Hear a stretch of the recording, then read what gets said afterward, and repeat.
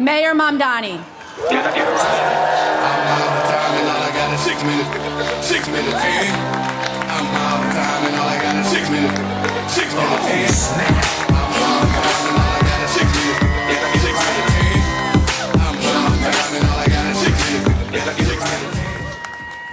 Good morning, everyone.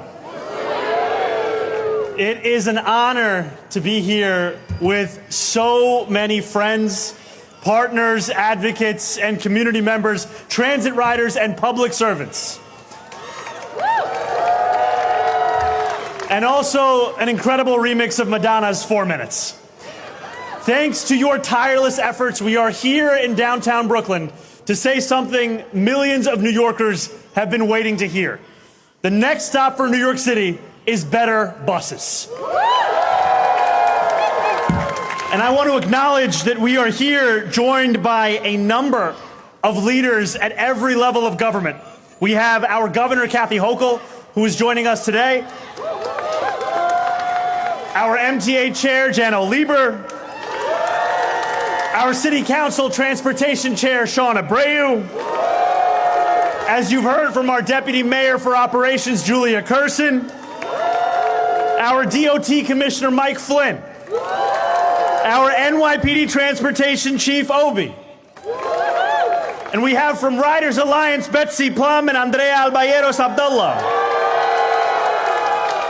And I also want to acknowledge our Borough President of Manhattan, Brad Hoylman-Siegel. Council members Alexa Aviles and Amanda Farias. And our Brooklyn Deputy Borough President, Kim Council. Let's give them a round of applause. It is such a pleasure to be here alongside all of them as we come together to make an announcement that speaks to a singular truth that every person who calls our city home knows. In New York City, time is money. And we are going to give New Yorkers some of that time back. 6 minutes, to be precise. So to illustrate what 6 minutes saved really means, I have decided to keep the rest of my speech to 6 minutes exactly. We're going to use this stopwatch to show that the clock starts now. Now, for decade after decade, the working people of our city who rely on the bus have had their precious time treated with disdain. New York's bus system carries more riders than America's next 4 largest bus systems combined.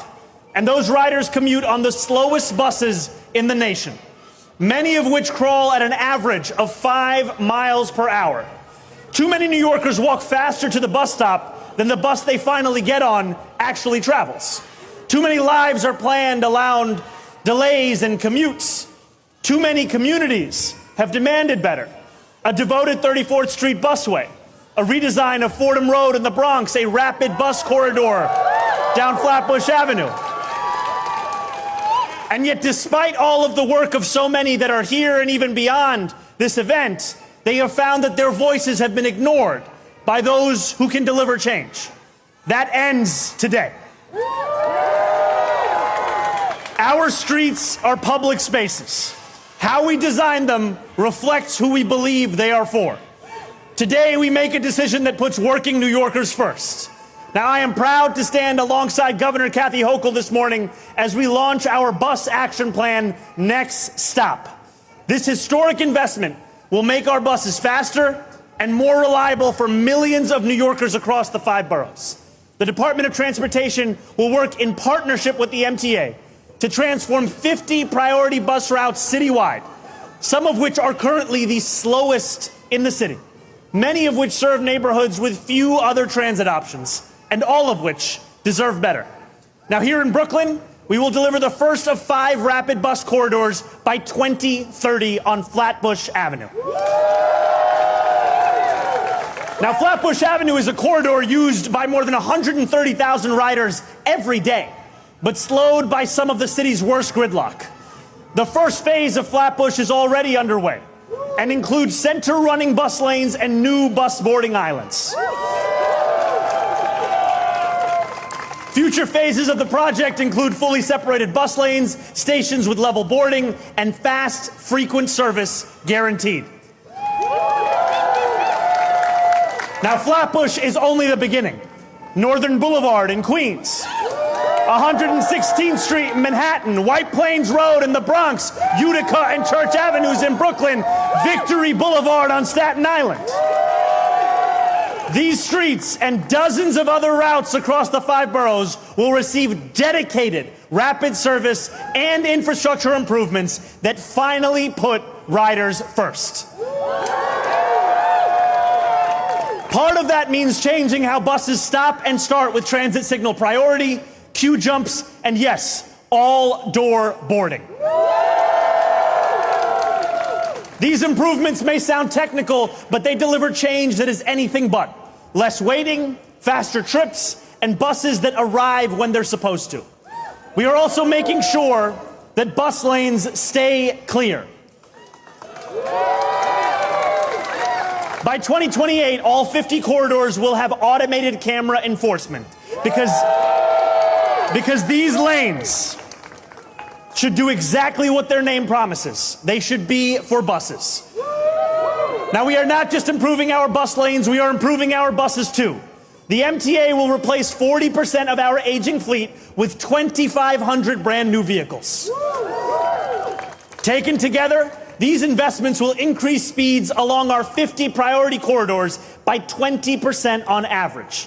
That means riders will save up to 6 minutes every trip, up to 12 minutes every commute.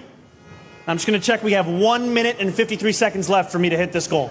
Now, if you take the bus to work, that adds up fast. Within 6 months, you will have spent 24 fewer hours on the bus. By the time a year rolls around, you'll have saved more than 2 days of commuting time. That means breakfast with your family. It means having the time to argue balls and strikes at your kid's Little League game. It means getting home for bedtime. It means agreeing with your friends that Egypt were robbed yesterday. Above all, it means time returned to New Yorkers who don't have nearly enough of it. And as we do so, we are also ensuring that the time spent on our bus system is a little more pleasant. No longer will the majority of bus stops in New York City be a rusty pole and slab of concrete. That is not good enough. By the end of this year, we will install 100 new bus shelters citywide and 300 more by 2031. We will add benches and leaning bars at 875 bus stops each year with seating guaranteed at every single bus stop in the city by 2035. And we will plant more trees around stops to provide shade and protection from the elements. At every stop of this work, the working people who ride our buses every day will shape the decisions that we make. Input from street outreach and community workshops will be incorporated during the design and development phases. And even after construction is completed, we will continue to solicit feedback to make sure that each project is delivering exactly what we promised. Years from today, when we take measure of whether this plan succeeded, we will calculate it by how many New Yorkers get home earlier, by how many buses arrived when they were supposed to, by how many working people got some relief from the heat and the rain, and by how I can't even speak as fast as the savings that we're going to receive. Because what we're going to see is that New Yorkers will spend 6 fewer minutes on the bus and 6 more minutes living their lives. Because I want a city where Christopher Leon Johnson has enough time to come and yell at a press conference. I don't want him to be stuck on the bus on the way to the press conference. That's the city I want. A city where you can heckle your public officials because the bus is running on time. And our streets should work like the working New Yorkers who use them, quickly and efficiently. With this bus action plan, we are taking a huge step towards a future where our buses run as fast as everything else in this city we love. One where every New Yorker's commute is defined by ease and dignity. Thank you. This is for Christopher. This is for every New Yorker who takes the bus. And this is for everyone who knows that a world-class city deserves world-class buses. Thank you so much.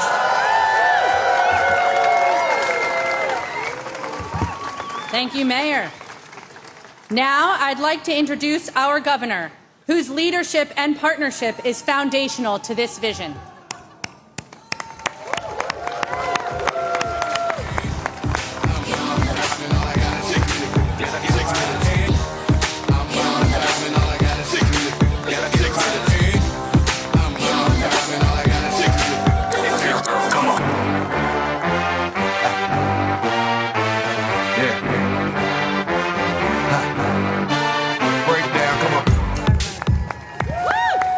Hello, New York. You want to go faster? Well, so do I. And I want to thank our mayor and his team for working so closely with us. You know, we've wanted to do this before. This is not a brand new idea, but we never had the partnership and the leadership in City Hall that we have right now, and I want to give them a huge round of applause. And to all the transit advocates, the Riders Alliance, and everyone else, let's give them a huge round of applause for always being on the front line of what is right. I want to thank Jano Lieber for running an extraordinarily complicated system, but does it in an incredible way. Let's give him a round of applause as well. Betsy Plum, the executive director of the Riders Alliance, and all of you, I thank you so much. You are an important part of us getting congestion pricing over the line.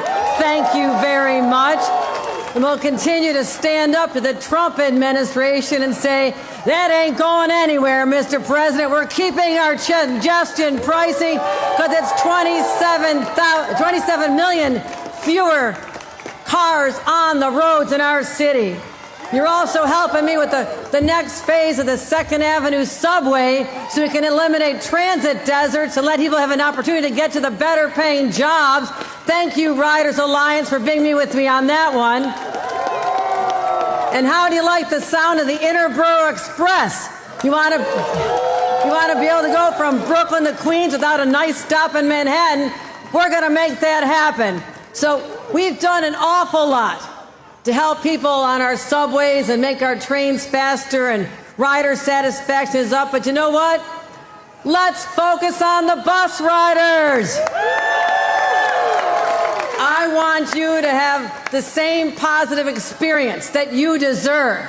This is a way that people get to their jobs. The nurses wake up at the crack of dawn and need the bus to get them to the hospitals to take care of us and our families. The school teachers who show up every single day. The people who work the night shift and have to go home. The bus is their lifeline. And the students who go to school every day. I remember being a student. Yes, it was a few years ago, I get it. But I remember being a 16-year-old living in a blue-collar suburb outside of Buffalo. And I used to leave school every day at noon, don't tell my teachers. And I went and volunteered at the Democratic headquarters. I had an hour bus ride every day. I would have liked somebody to say, let's make those buses go faster. And that's what we're doing today. So it's about putting the money where our mouths are, right? This could have happened, but the resources were not there.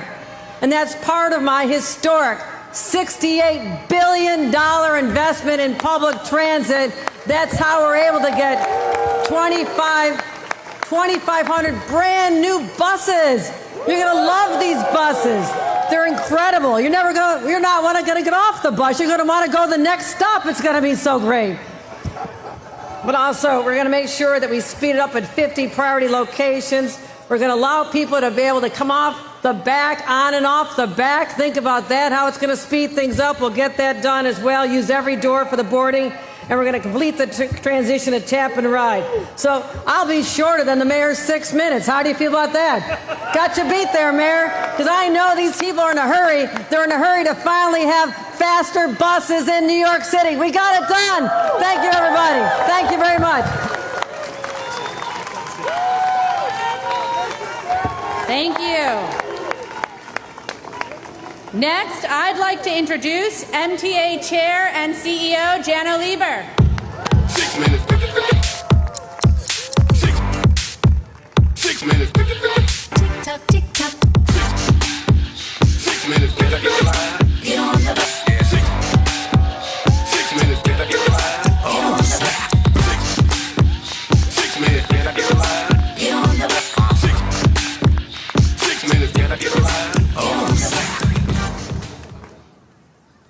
I did ask for Empire State of Mind as my walk-up, but, didn't. They already promised that to you-know-who. Look, thank you, everybody, for being here. This day has been a long time coming. When I first became the MTA chair, when Governor Hochul appointed me, one of the first things I did was to actually crash a Riders Alliance rally protesting against slow buses. protesting that buses were slower than walking, as everybody knew. I showed up uninvited, and the press corps kind of laughed at me because I was the first MTA chair ever to show up in a protest against the MTA.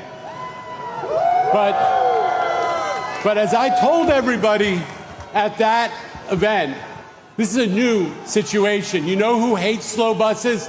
The MTA leadership. And we have been fighting every day, week after week, month after month, every years for more bus lanes, more enforcement of cars and trucks that are double parking, faster buses, and congestion pricing, which has been such a positive effect on traffic.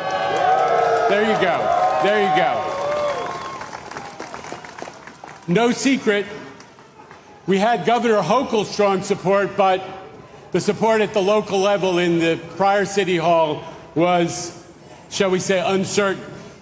Not the case anymore. Our partners today, this mayor, this DOT commissioner, this governor who's been a supporter of faster buses from the get-go, all want to make sure that buses are way faster than walking. They want to follow up on everything that's been promised. The overdue commitments to build bus lanes, which is, by the way, are a matter of law in the city of New York. Matter of law. And the ramping up the traffic enforcement. We all see the illegal parking that blocks buses. A little of it is going on right here, by the way. Might have noticed that. But buses can only move as fast as the traffic. So if you are a bus rider, this is what's going on here today is terrific news. We have been trying to move the ball forward the last couple of years. Everybody knows about our borough-by-borough bus redesigns, which have actually led to increases in bus service. Thank you, Governor Hochul, for funding that. Brooklyn is next. We're going to stop running buses on routes that people don't go to or running to terminals that were torn down 50 years ago. That's what we're going to change, among other things. We're going to increase... Right on. We're going to increase automatic camera enforcement, which is already showing huge benefits. You know what? New Yorkers are smart. When they get that first ticket, the overwhelming majority of them don't get a second. Automatic camera enforcement works. It protects New Yorkers the same way that speed cameras do. And we're going to buy a ton more buses because older buses spend a lot of time sitting in the maintenance depot rather than out on the road. Thanks to the governor, we've got $1.5 billion in our new capital program to buy new buses, and we're fast on the way. Listen, this work is going to have a much greater impact now that Albany and City Hall and MTA and everybody are on the same page. I want to thank the folks on the city team who contributed to getting us to this report, but especially the MTA folks, Dara Goldberg, your team, MTA policy, the bus team at New York City Transit, Demetrius Critchlow, Frank Farrell, and everyone who works for them. Final point, I always say it, buses are the engine of equity in our city, and they are the engine of affordability. They allow, mass transit is what makes New York City possible. It's what makes the density that is the source of our dynamism, our specialness. And not to mention that mass transit is always the antidote to climate change. And if Washington's not going to worry about it, we in New York are, let me tell you. So by improving the bus system, Mayor, we're going to strike a blow for equity, something that you always talk about. We're going to strike a blow for affordability, something that you and the governor always talk about. This report is just the beginning. Thank you, everybody. Thank you, advocates. On to faster buses.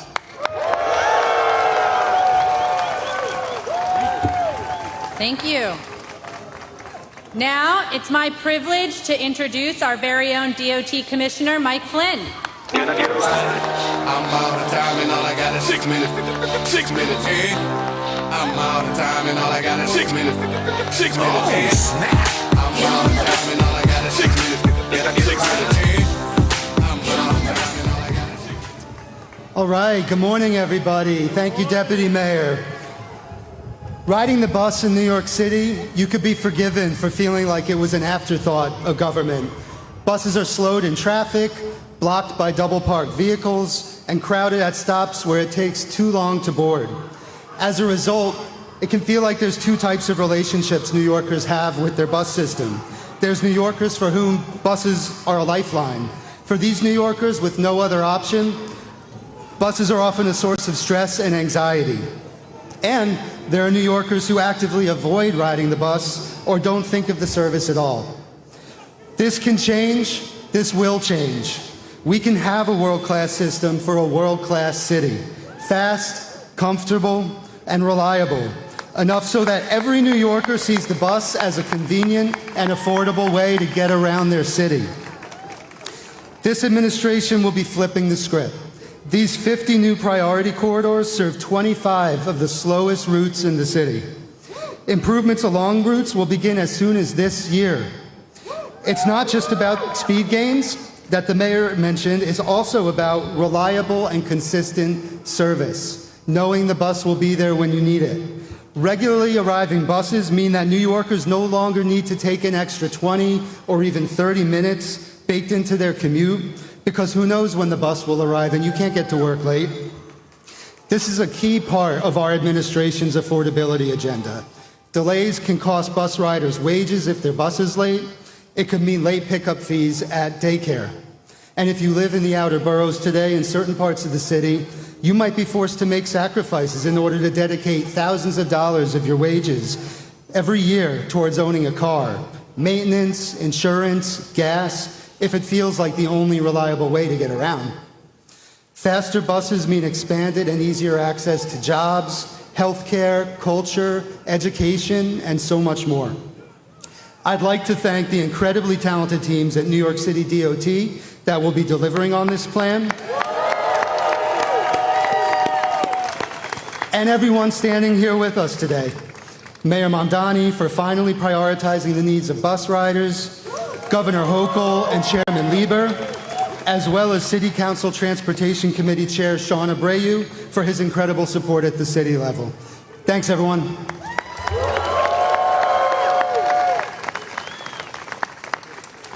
Thank you. Next up, I'd like to introduce Council Majority Leader Sean Abreu.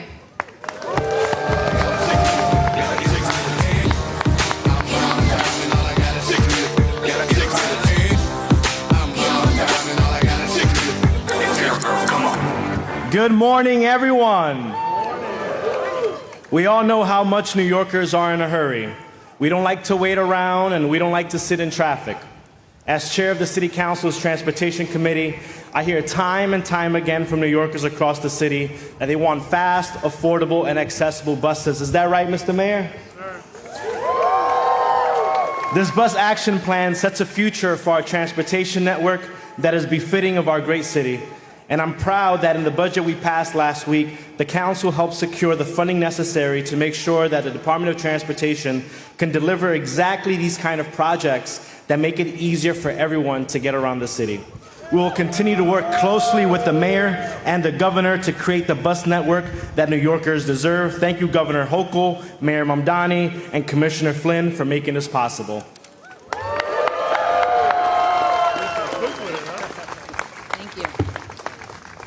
And finally, we would not be here without the bus riders whose years of experience and advocacy is behind every advancement today.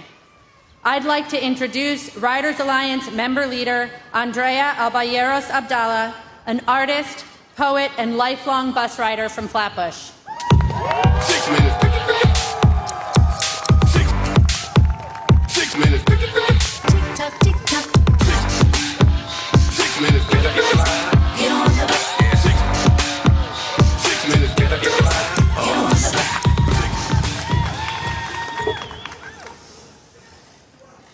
Hola, buenos días.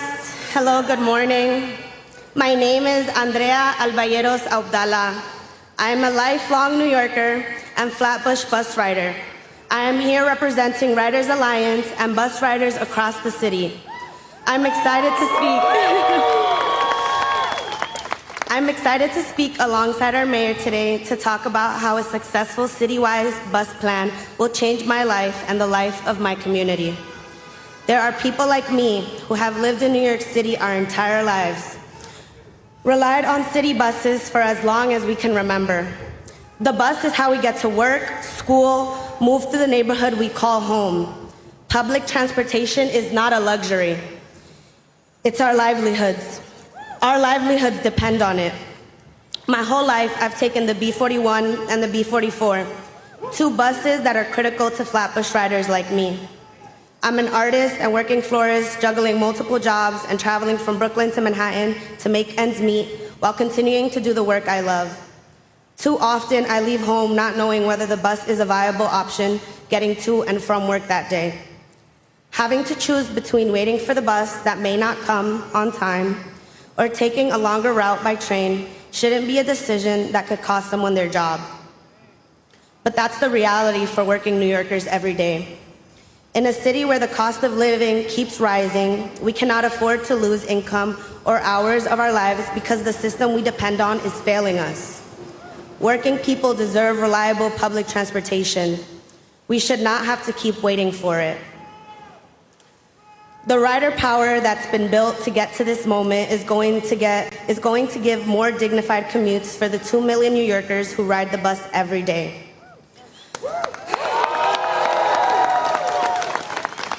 Our city streets are public space, and New Yorkers deserve a much more equitable approach to how that space is used. Buses are for the people. Most New Yorkers ride the bus, which makes them an integral part of our city's streets and need to be treated as a priority. A citywide plan for fast buses is the way to move forward in creating fair commutes for everyone using our streets. But to do so, it must put bus riders' needs at the center.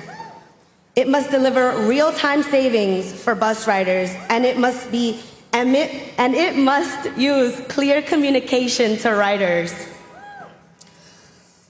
Buses have always been and will always be an important part of the city and its people. I want to thank the riders, the bus drivers, and the community for continuously showing up to demand the transportation we deserve.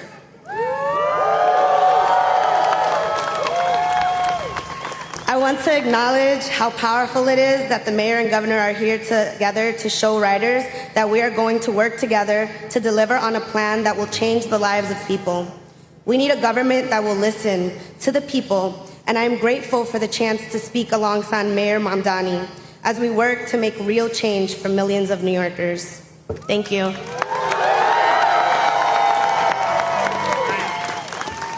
Thank you so much.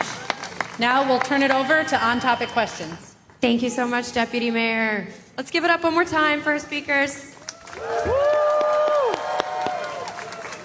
All right, we're going to start with on-topic questions about today's announcement about transit. We're going to start with Samantha from New York One in the first row. Hi, Mr. Mayor. So, how are you going to meet these benchmarks, especially, and the union is protesting here. They're an integral part of making the buses work. How do you plan to bridge that gap?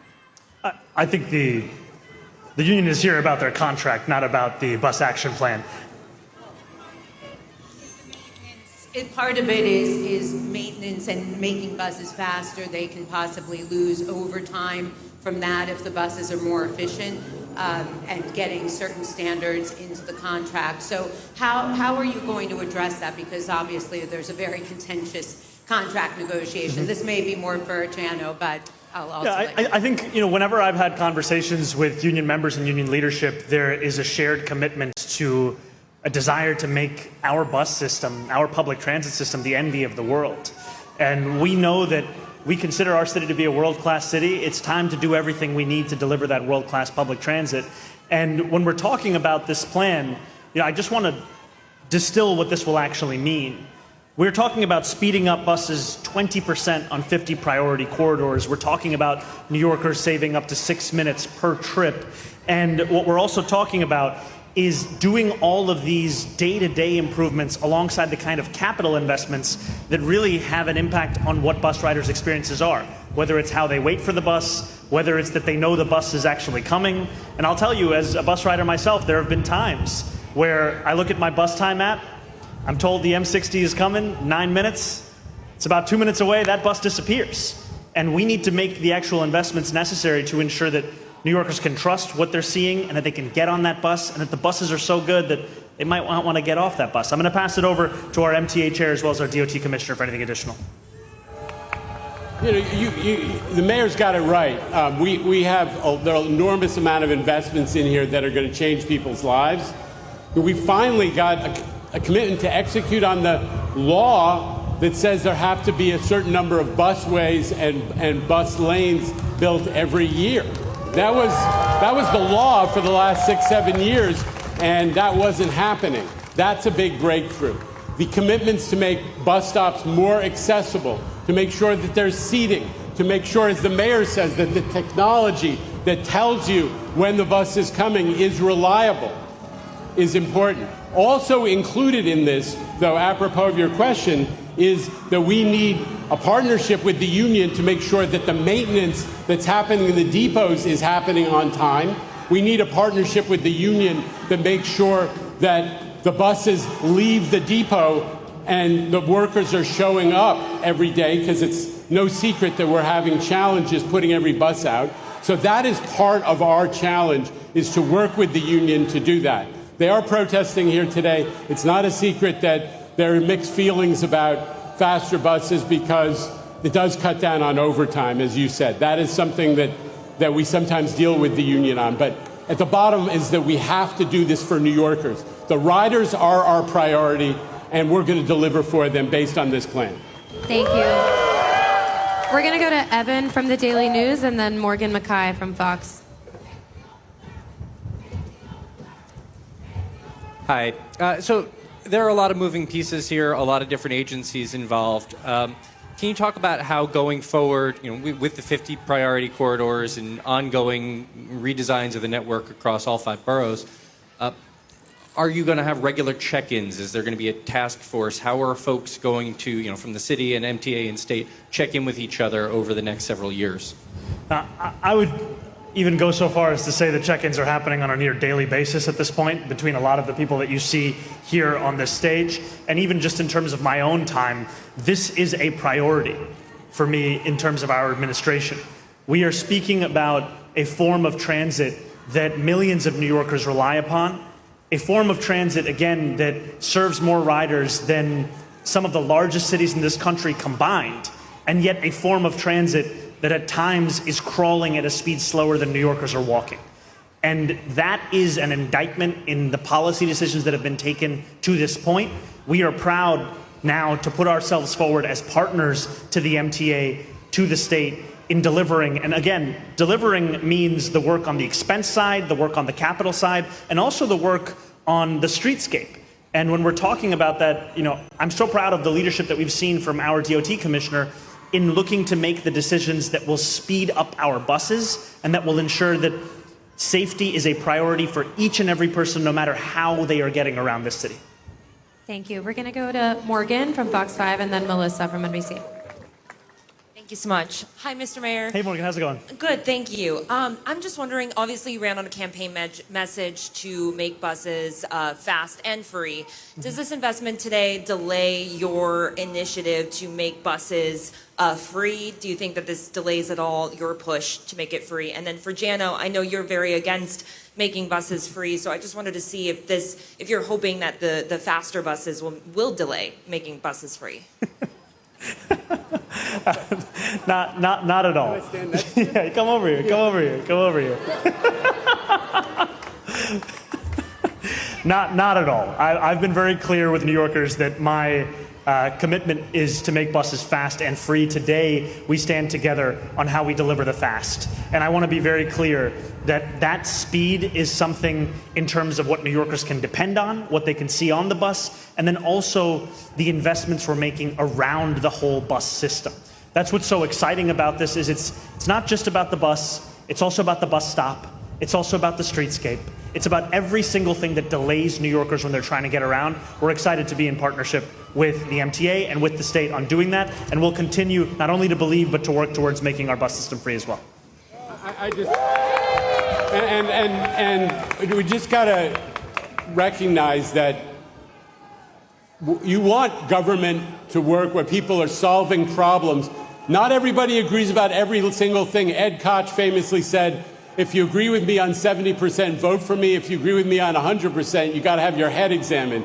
Not everyone agrees on everything. We do agree about affordability, and a blow was struck for affordability last week when the city council and the mayor increased the eligibility for fair fares, which is going to make it riding the bus and the subway, not just the bus, but also the subway, way cheaper for 300,000 New Yorkers, including people who work 40 hours a week on minimum wage, who couldn't get the discount up to now. That is an equity and affordability victory, and I'm glad to share the credit with the mayor and the council. Melissa, go ahead. Good morning, Mr. Mayor.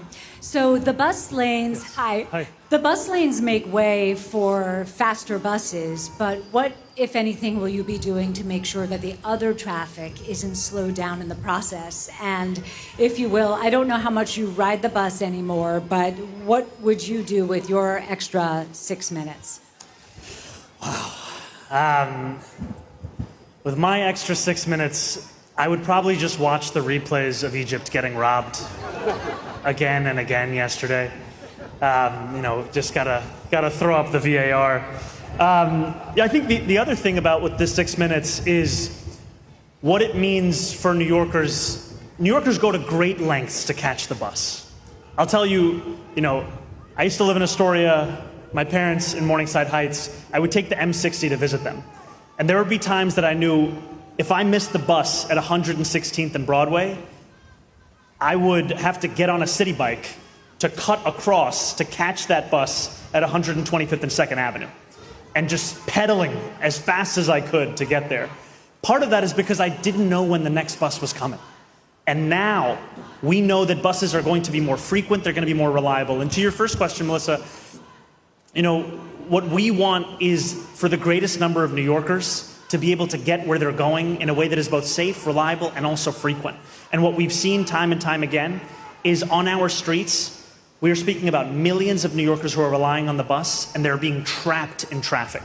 And what we are excited to see is that for more New Yorkers now, they can get where they're going, and they can do so at a time that actually allows them to breathe at the end of the day. Thank you. All right, we're going to do one more on topic, and then we'll have time for a few offs. We're going to go to Ethan. Hello. So, today there's a lot of, revelry around you guys working together and all that, but how do you make sure that this partnership continues to work? It doesn't become a blame game of, oh, the state isn't doing this or the city isn't doing that. I think by following through. We've heard announcements before. What makes today different is not only the shared commitment to following through on those announcements, it's also the fiscal commitment behind these announcements. When we're talking about from the city level, we're looking at a commitment of $254 million in expense funding over the next 5 fiscal years. We're talking about more than $600 million in capital funding over that same period of time. And what we're also talking about is an understanding that bus riders are so often the ones who are thought of the least when it comes to our policy conversations.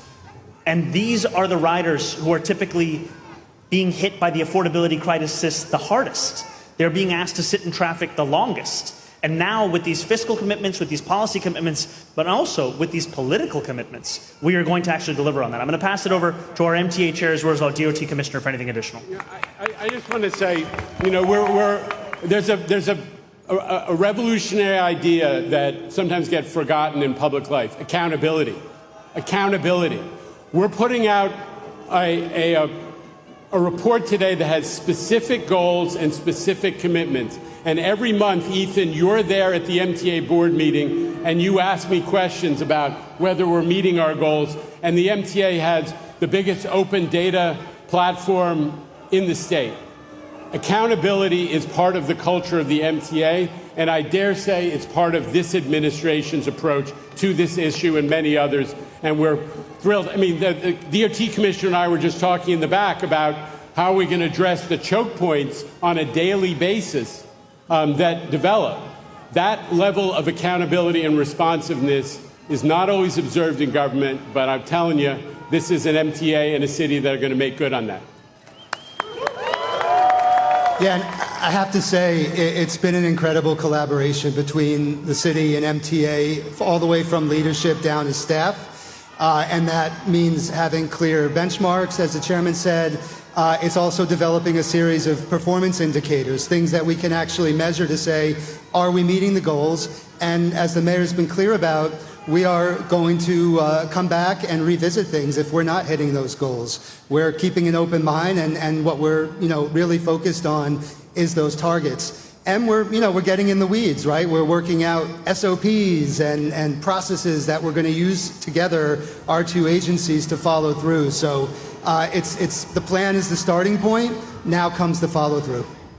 Thank you. All right, we've got time for just a few more, and we'll take some off topics as well. We'll go to Henry from PIX. I'm going to stand. Hi, Mayor. I'd love to commiserate with you about how Egypt was robbed, but I mean, if you're going to call the foul on the first disallowed goal. Yeah. And all small soccer nations, for that matter. Totally. Anyway, let's go on. I got to follow up on the Pfizer building collapse, though. Okay. It's raised a number of red flags, from concerns about union labor hiring to if these conversions are easier said than done. Go ahead. Raised a number of red flags about union hiring practices, about if these conversions are easier said than done. While you were in Albany, there was a package passed giving permission to do this, including tax breaks. So I'm wondering this, as we move forward with this, do you still consider converting office buildings into apartments as part of the solution to the housing crisis? And if so, will your DOB inspect these properties differently moving forward? So first I'm going to answer your question, then I'm going to go into just a broad overview of what we're looking at right now. Yes, I do continue to consider the conversion of office space into residential space as part of our answer to the housing crisis. I also consider that we have to do so safely and in a way that is fully accountable. And so as soon as we answer the emergency questions around safety in this moment, we are going to be conducting a full investigation as to how we got to this point. Because this is not a necessary consequence of an office to residential conversion. This, however, is clearly a breakdown in that process. And just to give an overview for everyone about the state of affairs when it comes to this building. So as of 8:30 a.m. this morning, temporary shoring and beams have been completely installed on floors 18 through 23. And additional shoring beams will be added throughout the day. As of 10:15 a.m., floors 17 and 24 are also in progress. They're going to be working through the day to get all the way up to the roof and all the way down to floor 9. It is a 37-floor building. Now, as of this morning, again, we have also reduced the number of evacuated buildings. That number is now 4 under a full vacate and 1 under a partial vacate of the ground floor restaurant. The contractor has had crews working around the clock, and DOB continues to closely monitor the situation. DOB is currently on site doing so. Again, one of the questions that we were asked yesterday was about the question of the movement of the structure. I want to confirm for all New Yorkers that there has been no additional movement of the structure since yesterday morning. This continues to be monitored as that emergency work is underway. Now, just to restate one more time, as soon as this emergency work is concluded, DOB is going to be conducting a rigorous assessment and ensuring that the plans and the site are fully compliant with all codes before any non-emergency work moves forward. And just want to we have our Deputy Mayor of Housing and Planning who is here with us. If there's anything you want to add to that. Oh, all set, okay. Thank you very much. Thank you. We're going to go to Jeff Mays now. We've got time for just 2 more. Mayor, I have just a follow-up on the building, and then I have another question.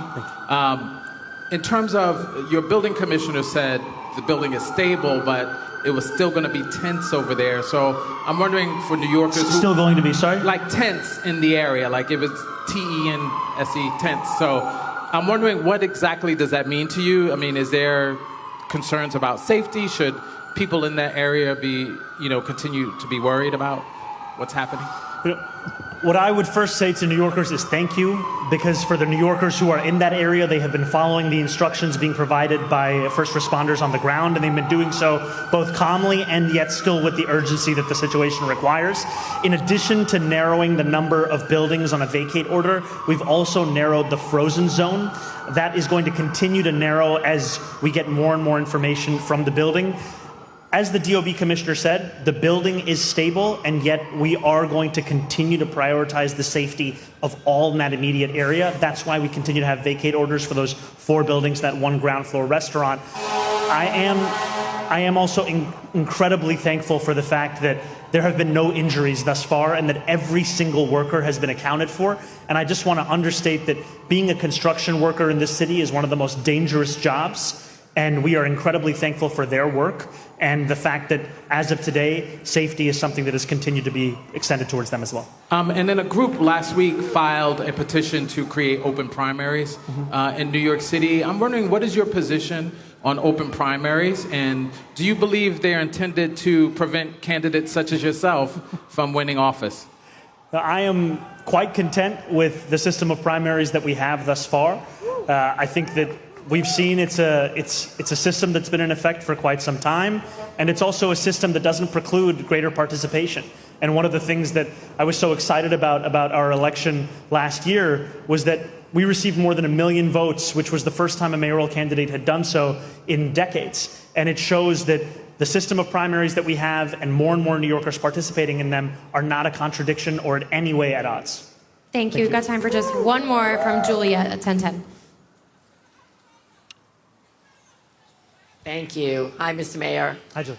Hi, I wanted to ask you about Legionnaires. My question is, there is a law that requires building owners to inspect these cooling tanks like every 31 days. That had been an update from 91. Do you know if, in fact, that was happening? And also, do you see down the road doing some sort of proactive work before the hot weather, like you do storm drains for, bad rain, in just requiring inspections for all of them before the hot weather? Because that seems to be exacerbating the problem.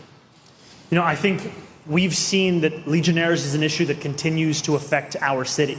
And what we wanted to show is that we are going to go beyond what the typical response has been, because this is a situation that is urgent. We are talking about 28 confirmed cases. We are thankful that thus far there have been no deaths associated with this cluster. And we are going to your first question, that's something that we're going to follow up on.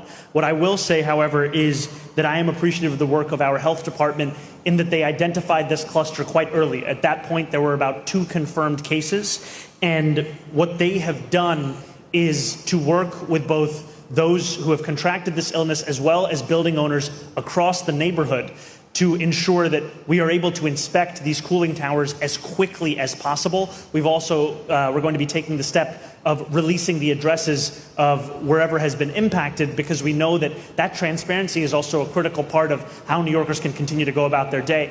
I want to both use this as an opportunity to say 2 additional things to New Yorkers. The first is that if you live, work, or have visited the area since late June and are experiencing flu-like symptoms, whether that means a cough, a fever, or difficulty breathing, I would encourage you to contact a health provider immediately. And second, that residents in the area are completely safe to continue to bathe, to continue to drink tap water, to continue to shower and cook, and using their air conditioner at home. I live in this neighborhood. This is something that I know is of concern to many in the neighborhood, and this is an absolute priority for the administration as we move forward. Thank you so much. Thank you all. I'm out of time and all I got is 6 minutes. 6 minutes, I'm out of time and all I got is 6 minutes. 6 minutes, I'm out of time and all I got is 6 minutes.